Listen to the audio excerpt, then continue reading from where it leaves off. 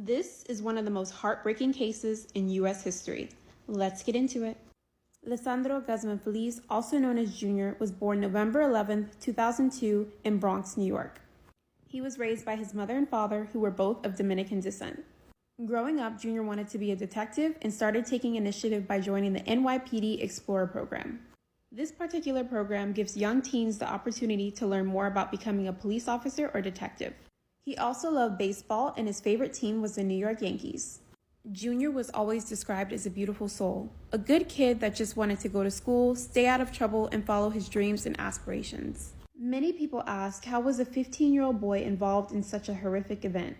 And the truth is that this was a tragic case of mistaken identity.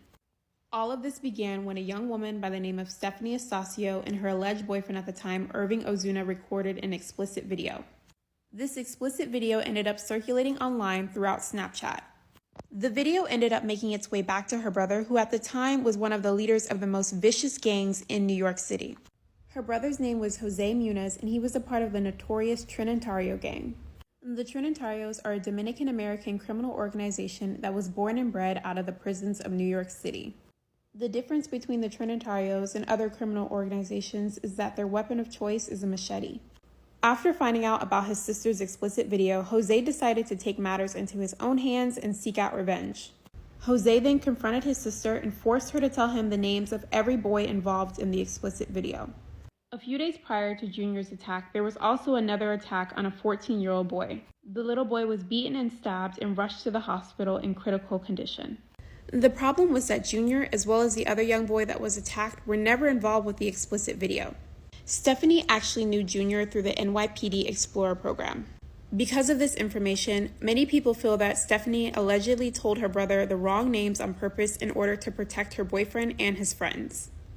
Just past 10 p.m. on the night of June 20th, 2018, Junior told his mother that he was going down the street to hang out with one of his friends. Junior met up with his friend only a few blocks away, and they decided to hang out on the curb while talking and listening to music. At around 11:30, Junior decided to leave and head home. As Junior continued to walk home, he ended up near a street called Adams Place, which is known for Trinitario activity. Junior texted a friend that lived nearby, and he told him not to come over as the area was not safe at night. As this happened, 4 cars slowly pulled up and started yelling and taunting Junior. Junior began to run, and upwards of 4 to 5 men chased behind him. They chased Junior for multiple blocks, and then he ran inside of a local bodega looking for refuge. Make sure you check out part 2. This is part 2 of one of the most heartbreaking cases in U.S. history. Let's get into it. After running into the bodega, Junior tries to hide by jumping over the register counter. Due to the high crime volume within this area, as well as not understanding the severity of the situation, the owner continued to push Junior away from the counter. After Junior begged frantically and tried to explain the situation, the owner finally let him hide behind the counter. Unfortunately, by then it was already too late. One of the first Trinitario members to storm inside was a young man by the name of Kevin Alvarez. Following behind him was a group of 4 to 5 other members.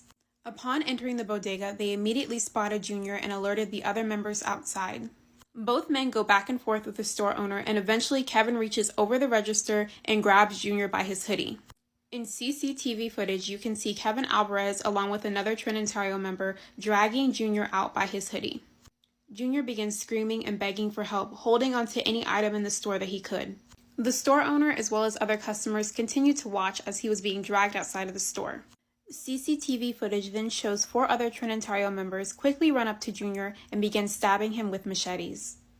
Junior somehow finds the strength to get up and run back inside the bodega. Before this is able to happen, one of the Trinitario members quickly runs up behind Junior and cuts his throat. All of the Trinitario members quickly run away from the scene, and Junior stumbles back inside the bodega. Once back inside the bodega, the owner and customers quickly dismiss Junior and shoot him away. Junior stumbles back outside, raises up his hands as a way to call for help.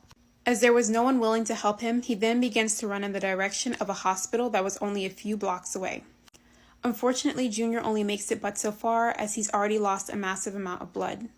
One of the saddest parts about this case is that Junior made it all the way to the front of the hospital.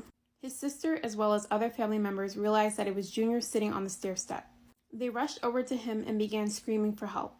There were 2 police officers standing near Junior while he was bleeding to death, and they did absolutely nothing to help him. Around 20 minutes later, Junior was pronounced dead. According to his autopsy, if Junior had received the proper help and care that he deserved, he would most likely still be here today. Junior's death sparked major national outrage. Not only did this result in the bodega being shut down, but also the removal of all Trinitario members from their gang. At Junior's funeral, thousands of attendees came out to pay their respect to the family as well as Junior's legacy. On this month in November, Junior would have turned 20 years old. In remembrance of Junior, his favorite team, the New York Yankees, honored his legacy. Also, the baseball field where Junior played Little League was renamed in his honor. In the end, all of the members were charged, but Kevin Alvarez was able to receive a plea deal as long as he agreed to testify against the other members in court.